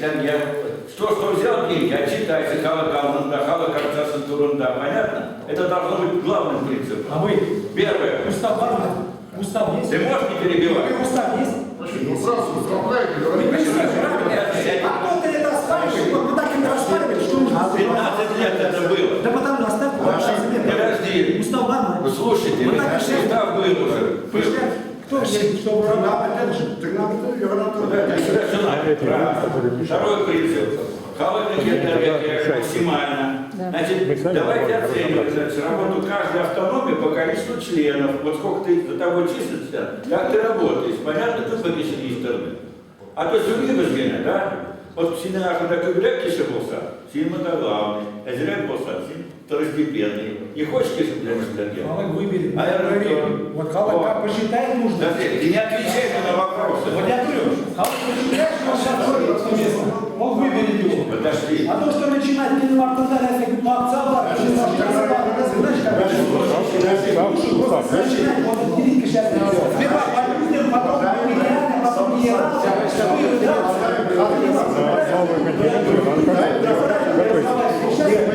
Я могу против тебя говорить, понимаешь? Я не могу. Ты слушай сначала. Если вы не хотите работать, то не пошли вон отсюда, понятно? За концерт пропагандируется, так? А тебе надо культуру поднимать. Холодные штырка, а ты начинаешь спорить. Что? Это первый принцип. Это давай слушай. Вот принцип. все построим. И вот от количества голосов зависит, кого выигрывать. Если ты больше народу, значит поддерживать можно. Не деньгами, а народом. Вот это главное. Теперь, насчет того, что ты сказал, в сентябре вполне реально собраться, потому что везде 24 члена числилось автономии и 14 индивидуальных членов. Вот эти все всех собрать, без всяких делегатов, вот будет конференция. Народу немного, что тут говорить? Теперь, что нужно на этой конференции принять? Первое, устав Барбес-Дейвли, так? Значит, нужно избрать руководство и наметить, когда мы будем следующую очередную конференцию проводить, потому что везде надо набрать множество членов, чтобы у нас было больше 1000 членов. Так, вот и все. И сказать, что через год мы проведем настоящую полноразмерную конференцию, а сейчас вот это столько-то. Вот и все. Устав Анакабар. Конечно. Устав висит, да, ты читай, тогда будешь согласен. Я как понятно, я вот согласен с этим пунктом, я говорю, устав надо каждый, что ознакомился, и вынести на голосование. Устав уже был принят, устав. Мы же голосовали сами. Хорошо, еще раз, вы новые члены, здесь новые фалангисты, что вам тоже надо. Единственное, устав надо дополнить один пункт о том, что значит, мы можем заниматься, значит, изменением интересов автономии. Для выполнения уставных задач. Этого нет. Все. Остальное пока устав пусть работает. Все. Больше вы не теряете. А дальше, если холодные истории выйдут, вот тогда уже будет по-настоящему все сделано. И выйдут. Вот смотрите, если мы сейчас поторопимся, проведем конференцию, вот такой вот базар, мы переругаемся, поэтому нам необходимо создать согласительную комиссию, встречаться, вырабатывать. В принципе, я согласен, что общее решение. Здесь очень много ваших никто категорически против никого нет. Поэтому давайте к этому будем приближаться. Пожалуйста, я с удовольствием.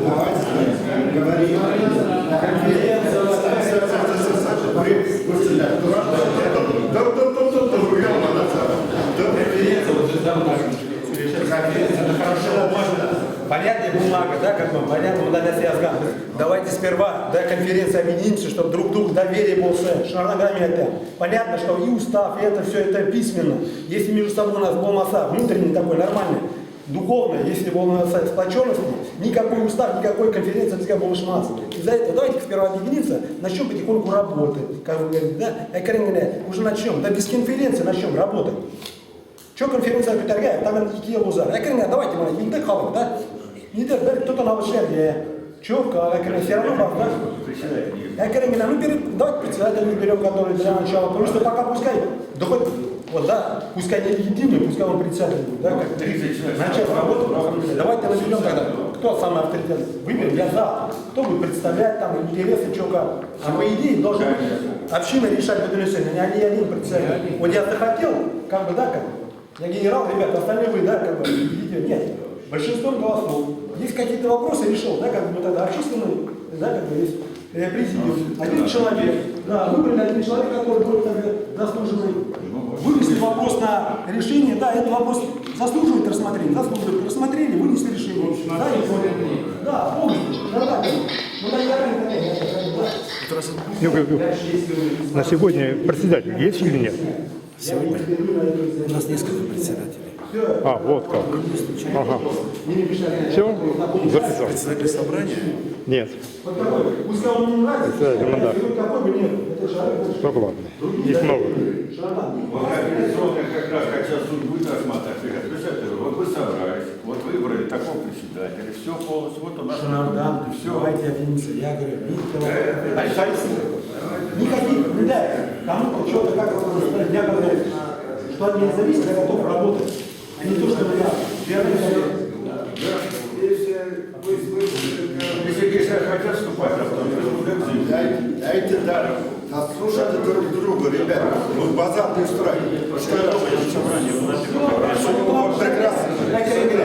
Давайте, да, друг друга побольше знать. Может быть, у нас потому что хорошо не знаем. Тихо. Амбарга. Давайте Амбарга беремся. Амбар тем более давно уже все прекрасно все знает. Амбар, скажи свое мнение. Ну, если это общее, да? Да, общее. Здесь нет свои мнения сам. Ну, Что делать? Ну, прежде всего, я приветствую проведение сегодняшнего мероприятия, ту атмосферу, которая на ней царит. Это правильно. Вот. То, что происходит в нашей автономии, это искусственно созданная ситуация, и она для нас не является естественной. И это очевидно до такой степени, что просто понятно всем. Альтернативы решения нашей проблемы нет.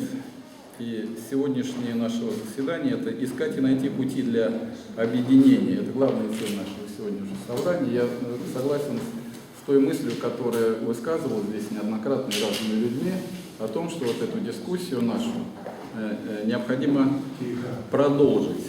Потому что сегодня, если мы сейчас будем вот как в таком ура-патриотическом стиле назначать какие-то даты, планировать какие-то решения, это путь, я с Дамиром здесь согласен, к ошибочному.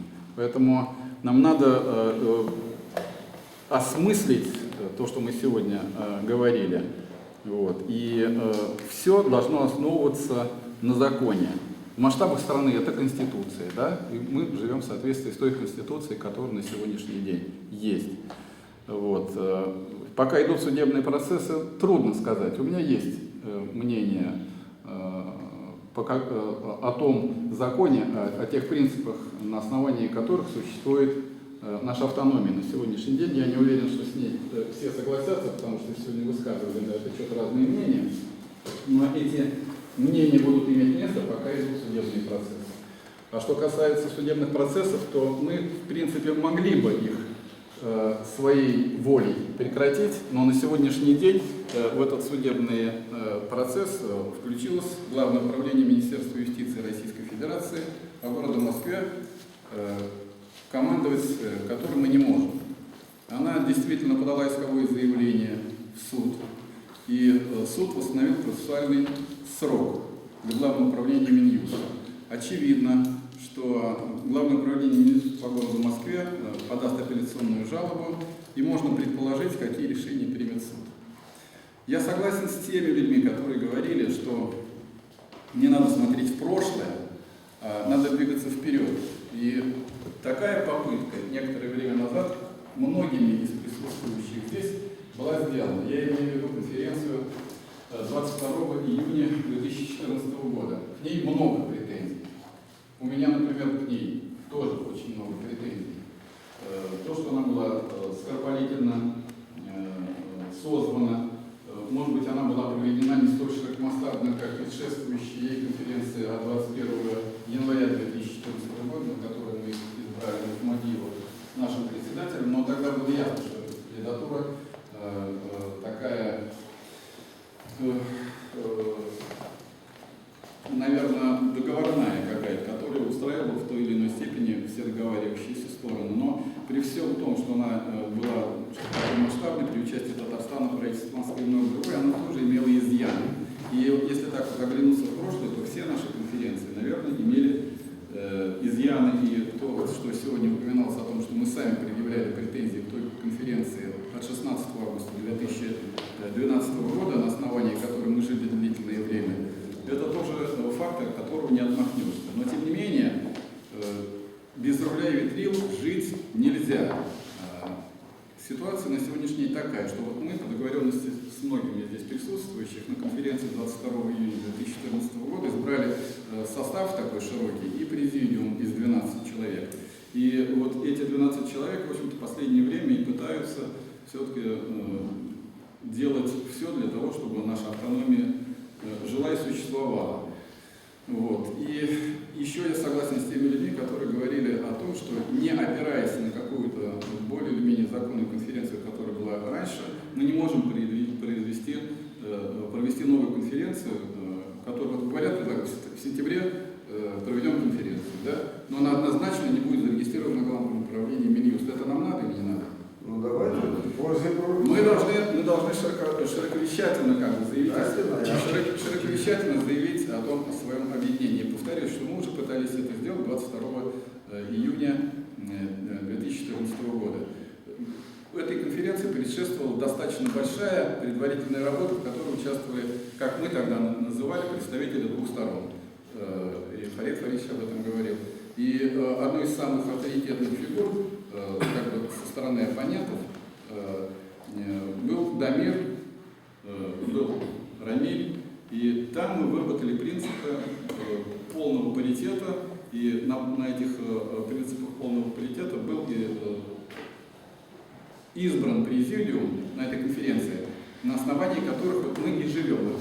Если вот сейчас вот не было бы каких-нибудь правил и норм в жизни, да, и деятельности автономии, я бы не смог существовать. Вот на сегодняшний день я лично опираюсь в своей деятельности на решение, принятое на конференции 22 июня 2014 года. Она там была отменена 23 декабря по иску Искандярова. Потом было определение в апреле месяце, которое, ну, грубо говоря, принуждало Главное управление Минюста к тому, чтобы зарегистрировать принятые 23 декабря 2014 года решение. Но этого сделано не было. И, видимо, я просто хочу, чтобы вы понимали, потому что Искандяров здесь сознательно или несознательно будет вас в заблуждение. Не вступило в законную силу никакое решение. Процессуальные сроки установлены, будет апелляционная жалоба, а это следует. Из этого следует, что решение не вступило в законную силу. И это мы должны тоже учитывать в своей деятельности. Нам не надо пребывать в какой-то заблуждении, неприличии. Это определение тоже обжаловано. Ну понятно. Вот я что говорю. Оно обжаловано, поэтому пока вступил в законную силу. Но главное из того, что я говорю, это не то, что раз при наших. Еще раз говорю, вот мы здесь друг друга знаем по 25, по 30, по 35 лет, да? И ни в каком организме среди нас нет. Вот то, что произошло в нашей автономии, вот я давно этим делом занимаюсь, и всегда националы, я имею в виду другие национальности, город Москвы, с которым мы сотрудничаем, на уровне департамента национальной политики, межрегиональной связи и туризма, как это сейчас называется, города Москвы, государственным бюджетным учреждением Московской Думы национальностей, в других общественных структурах. И всегда все националы смотрели на нас и говорили: татары, мы на вас смотрим, вы у нас лидеры, вот вы идете вперед, а мы будем идти за вами. А мы попали в такую ситуацию, буксуем, это по-другому называется. Мы просто опозорились. Я долго говорю, я заканчиваю. В общем, я еще раз хочу сказать, что надо вот это вот все, что я сказал, иметь в виду, действовать на основании закона, значит, готовить такие и проводить такие решения, которые были бы приняты не только татарским сообществом города Москвы, да, которое объединится рано или поздно, я вам абсолютно убежден, но и вашими мощными структурами. И самое главное, что туда процесс случился в главном управлении Минюста по городу Москве, которого собственное мнение. Вот оно не регистрировало никого, кто не подавал документы, да, вы знаете. И, скорее всего, тенденция такая продолжится, если мы не предпримем чего-то такого, которое будет понято и принято не только обществом, общие усилия. И еще, наверное, надо, вот правильно Дамир сказал, надо сейчас. Я вот сегодня, честно говоря, сюда шел, коллеги, потому что, ну, были предположения, что может превратиться в какое-то там выяснение отношений. Я очень рад, что этого не произошло сегодня, да, и большое спасибо всем присутствующим за это. Еще раз хочу сказать, что вернусь к конференции от 22 июня 2014 года, была предпринята попытка объединения, она удалась лишь частично, но мы тогда полагались на Дамира, да, потому что Дамир как бы представлял то сообщество местных национальных культурных автономий районов города Москвы, и он наиболее был компетентен в этом вопросе. И, к сожалению, вот то, чего мы хотели, да, чтобы все вот поучаствовали, или максимальное количество поучаствовало, было принято какое-то решение, которое было бы принято и в главном управлении Минюста по городу Москве и было зарегистрировано. Вот сейчас мы, наверное, жизнь нас заставила к этому процессу подойти еще раз. Вот, например, Рашид, вот, мне очень понравилось свои выступления, хотя там на него кричали, здесь обзывали всякими словами. Вот, например, Рашид присутствовал на том собрании, да, Рашид, ты помнишь? Я не знал, но ты его фактически пытался торпедировать. Помнишь? Не, потому что я видел, что это... Все. Это Зачем обманывать? Я думаю, люди вот сейчас вот присутствовали, да, это все мы соотечественники, все мы деваться друг от друга некуда. Поэтому, наверное, сегодня все подумают как-то о смысле и поймут, что здесь нет среди нас врагов, а есть, наверное, там оппоненты, да, выражаясь языком. И, наверное, спасибо тем, кто сегодня нас собрал. Я еще раз благодарен за ту атмосферу, которая была на сегодняшнем мероприятии. Потому что мы много ходили, подсказали, что еще дальше что. Вот, ваше Ну как? видение и Смысл собраться. как дальше быть. Вы уже вот сюда входили. Нет, вот, на вопрос ответ конкретно. Ну вот сказали о том, что... В процессуальном порядке, вот чисто процессуальном порядке, который есть, Главное управление Минюста по поводу не право. Ясно, да? Читайте, как говорится, Андар Умарович, Гражданский процессуальный кодекс. На чью-либо сторону третье лицо может стать только в процессе до вынесения решения. Статья такая. В этом случае Главное управление Минюста влезает уже на стадии исполнения решения, что законом запрещено. Так? Так. Решение Мосгорсуда будет однозначно. Так что давайте слушать. Мосгорсуд еще в 2013 году восстановил, отменил решение Замоскворецкого районного суда и восстановил 25-ю конференцию от 25 мая. Теперешний суд снова восстановил решение 25 мая. Давайте работать. Устав есть, все есть, люди есть. И то, что говорит там, документы уничтожены, документы не уничтожены, они есть. Можно принести показания. И в архиве они есть, Минюста. Налоговой инспекции есть, эти документы. Все они есть. Поэтому давайте просто работать. Не будем Андрей Иванович подзуживать там Главное управление, ходить туда. Все, Андрей Иванович, не будем ходить туда, хорошо? Не будем туда ходить, Андрей Иванович со своими связями, Главное управление Минюста. И будем ждать решения суда. Все. Все нормально. Вот Придете, не придете.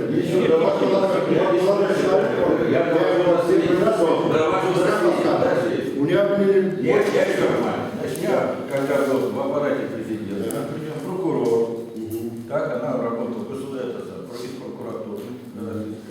Она говорит, что сейчас правомочна именно Дамировская автономия в данный момент, по данной ситуации, она все это находилась. То есть мы совершенно правы. Можно я собраться провести конференцию? Без нас это никто не сделает. Минюст за нас ничего не решит. Мы добивались исключения, допустим, той конференции, чтобы прийти к какому-то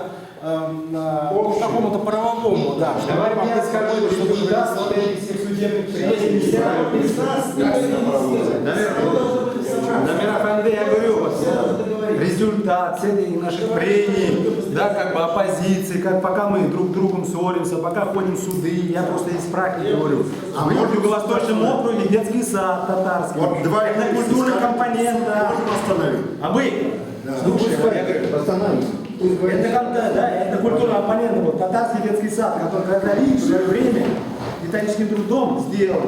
По идее, пока мы судимся, потихоньку этот детский сад сейчас убрали, это культурный. Я говорю, вы понимаете, вместо того, чтобы мы что-то делаем, мы своими вот эти распрями уже теряем то, что наработано. Ну, о чем говорить? Если дальше будет, все вообще пропадет. Шантань, вы подумайте, детский сад, который, да, единственный в Москве, который с таким трудом, он все, он пропал. Это культуру не поставили просто, да, в рамках как будто, да, просто там. А как заниматься? На основании чего статус? Я говорю, мы пока не смотримся. Причем автономия, а для чего РДК, для чего мы хотим? Мы сообща хотим решать вопрос. Один человек ничего не решит, что такое прямые. Мы говорим, давайте вместе решать эти вопросы. Потому что теряем то, что наработано уже. Ребят, борется. Все хорошо. Конкретно. Молодой человек, как вас зовут? Рафаэль. Сейчас автономия легальна, председателем является... Нет, нас прошло несколько конференций, избрали председателей по последней версии. Ну тогда я понял. Две стороны, да? Да. Две стороны. Да.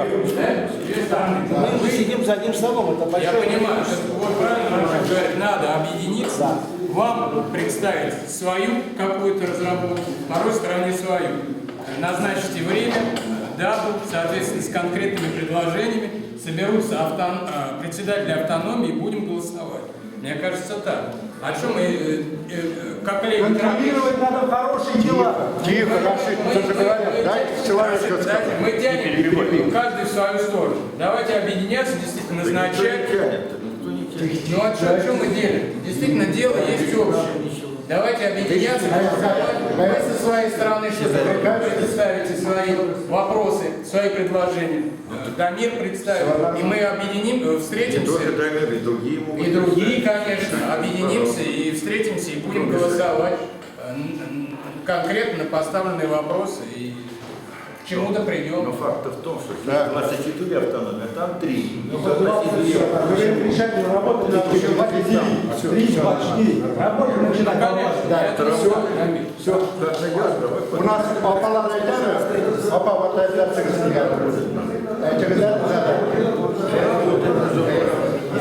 Тихо. Вот, потому что всех... Да, сейчас подумаем. Я, наверное, единственный человек, который именно, вот вы только разговором занимаетесь, я делом занимаюсь, я преподаю татарский язык. И кому я преподаю? Всем желающие, которые у нас в Москве, по России, в нашей Европе и даже дальше, дальнее зарубежье. Человек 50 мы уже выучили к татарскому языку по всему миру. Никто ничего не оплачивает, никто ничего не интересуется, мы преподаем. У нас есть итог. Человек 50, даже наверное больше. Вот. Но я хотела бы, это значит, это моя работа. У нас было 3 педагога вначале. Один Анвар из Киева, сейчас, значит, вот эти военные действия начались, 1,5 года, он пошел волонтером на войну, не преподает. Другая из Германии преподавала девушка. И Анвар, и вот эта девушка у нас, они из Сабинского района, из Татарстана, ну, выходцы. Она там учила, закончила, и сейчас устроилась на работу, и некогда. Я сейчас одна веду всю школу, и все ждут, когда в сентябре начну преподавать. Я преподаю по скайпу. Теперь, вот насчет нашей автономии. Я живу в Центральном округе. Есть ли у нас Центральный округ автономии? Есть. Вы же не Центральный округ. А в каком районе? Вот у меня такое желание, вот когда наша автономия начнет работать, да, надо было, вот послушайте меня, вот составить новую перепись населения, какое количество татар у нас в Москве проживает. Нас же не 160 тысяч человек, как говорится, по переписи населения. Нас намного больше, 1 миллион и более. Вот каким образом надо узнать, каким образом это сделать, вот, чтобы узнать. Если у нас 1 миллион и более человек, у нас статус другой будет в Москве, статус татар. Значит, нам положен профессиональный театр. Почему есть цыганский театр, что цыган миллион, цыганский театр есть. И так далее. У нас должен профессиональный театр должен быть. У нас должна быть профессиональная школа, библиотеки и так далее, все остальное. Казаль у нас должен быть. А сейчас у нас ничего этого нет. Ничего этого нет. Даже в Казани есть драматург, режиссер, который хоть сегодня готов приехать в Москву. Режиссер, который возглавит этот театр. Если мы здесь организуемся, но нам это не положено пока. Потому что цифра есть 160 тысяч человек. Вот когда делегация татарскую конференцию, Казань, когда, что у нас бывает, конференции, да, приглашают, татарские... конференции. Да. Если 160 тысяч человек приглашают 16 человек делегацию. Если 2%, значит, это 32 человека. Всего из Москвы присутствует, а хотя нас намного больше. А эту цифру уменьшают специально, чтобы нас вот не было. Так?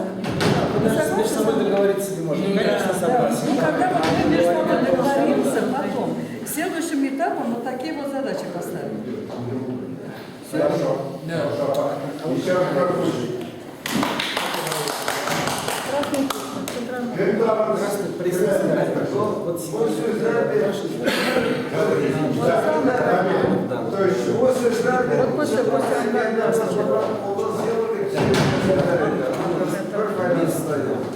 Аминь. Все, давай.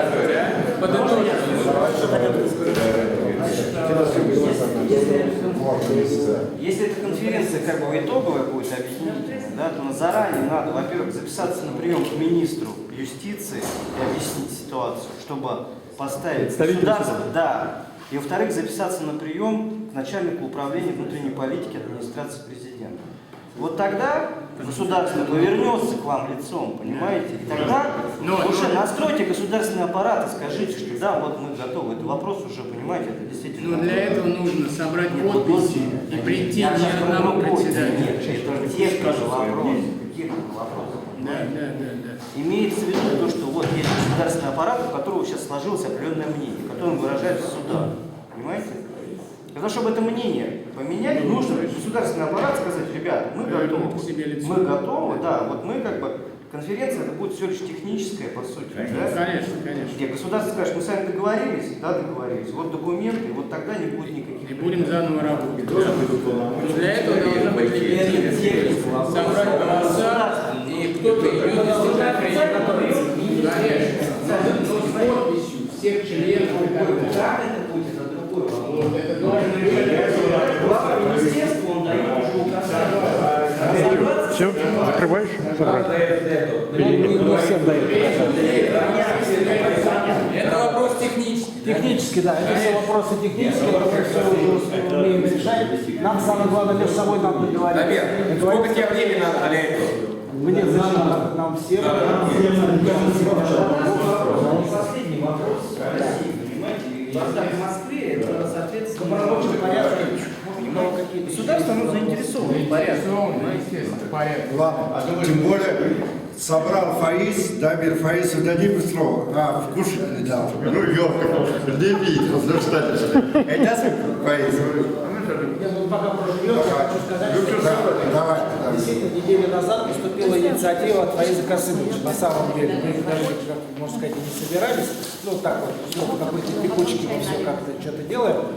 Была инициатива, мы как-то вот день выбирали, правда, выбрали, тут мероприятие было, не совсем, видимо, смотрели расписание, но на сайте. Но, во всяком случае, в любом случае мы собрались и достаточно конструктивно поговорили. Нам надо сейчас определиться, но я думаю, это в рабочем порядке. Сейчас мы день определить вряд ли сможем, у кого какие планы, опять это надо все смотреть. Но во всяком случае мы договорились, что в ближайшем обозримом будущем, через месяц или там, в течение какого-то времени, мы должны будем собраться вновь, в любом случае.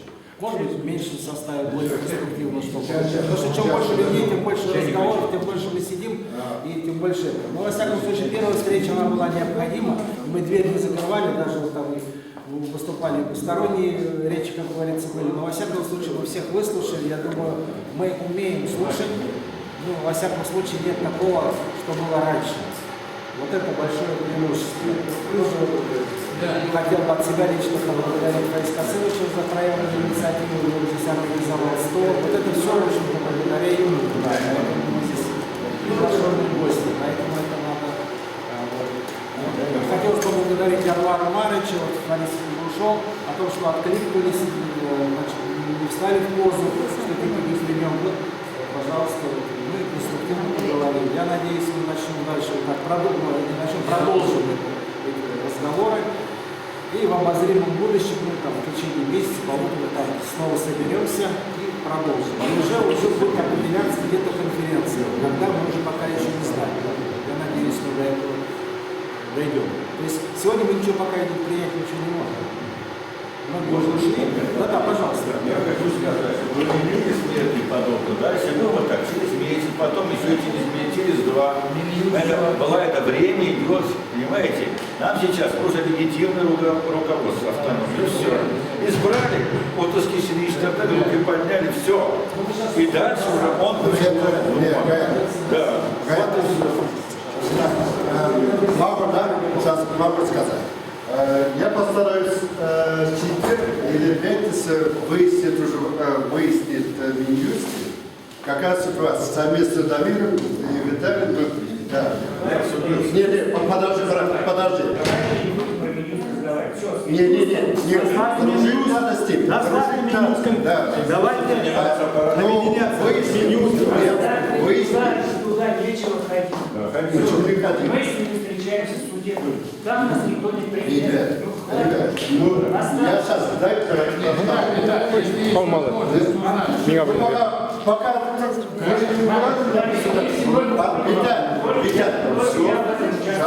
пока хорошо, участвовать не будете. Дамир, тогда мы до четверга подождем, что как сегодня. Может быть, и Минюст не пойдет даже это апелляцию дать. Если вы выдержим ту, которую апелляцию не дадут, которые его решение уже вынесли, на него буду тогда говорить. Суд вынес о том, что ликвидирует до 16 августа, а 25 мая действительно. Вот на это упираясь, тогда, может быть, и судиться не нужно будет. Потому что, ребята, остановиться надо, и ту сторону остановить надо, сами тоже остановиться надо. Просто вы же 12 год судите, да, справедливость тоже будет. Ну, пожалуйста. Да, справедливость. Если вдруг они скажут, да, мы туда уже не идем, вы дружили 25-го оставляем как есть. Да, май. Если вот это, нам зачем судиться в Министерстве юстиции, это всегда показывает. Я думаю, это нормально будет. Как думаете? Это будет правильно. Да, правильно, как думаете? Да. Я еще раз говорю, если я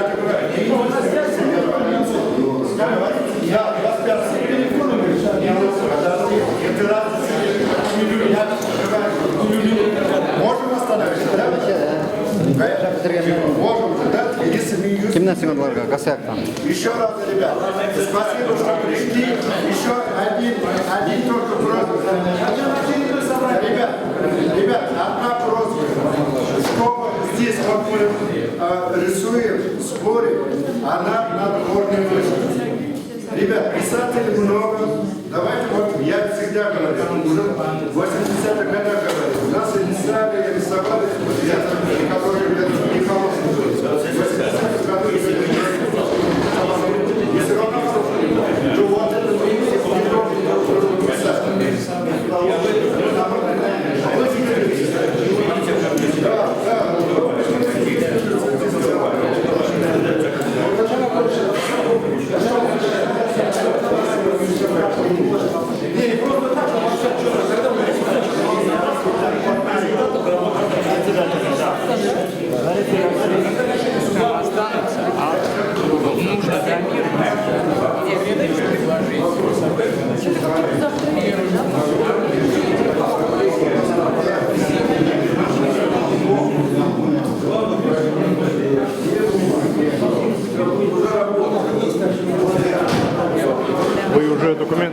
Вы уже документы Минюст сдали, нет? Нет, я еще ничего не сделала. Вот я первое собрание, вот историческое, как оказывается. Так что будем работать. Я понял. Ну, помогите.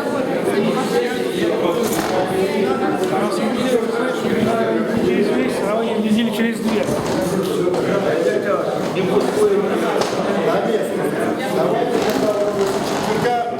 Мы еще раз соберемся и выясним, что какая ситуация. Хорошо.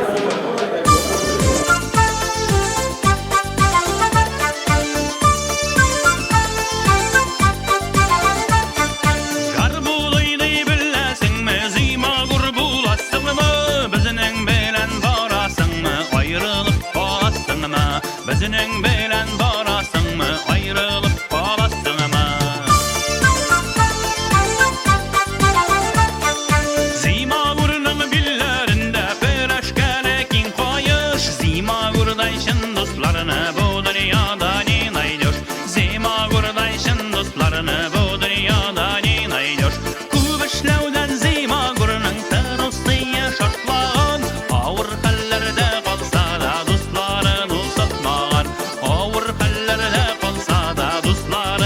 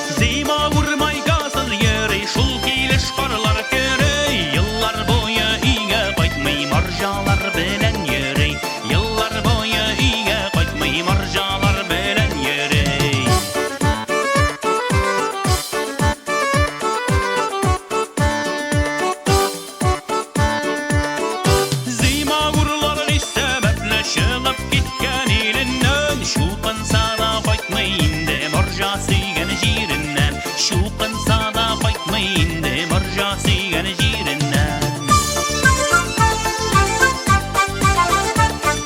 Kütme işlep tazim ağır bullalamadı neşerlik. Bullar ideden neşerlik üstakiyim naşar bey. Bullar ideden neşerlik üstakiyim naşar bey. Hey, üstakiyim naşar bey.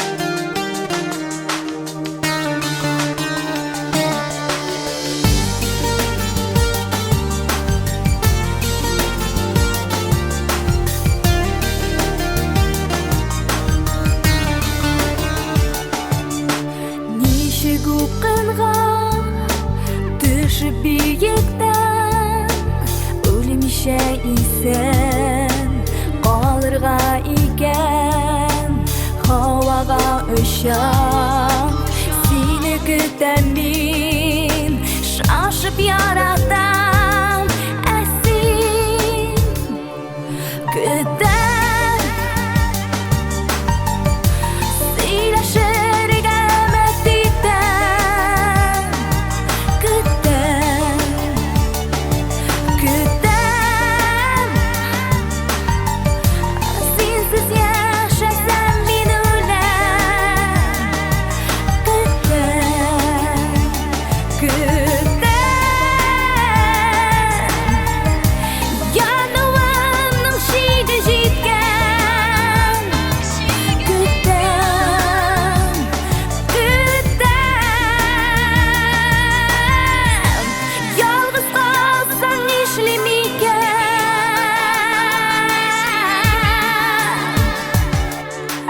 benim gözlerden doğma yaşlarım senin suretten olmim gözlerim döndü bar uğran dik yıklamayın min şaşıp yaratan esin güden sileşir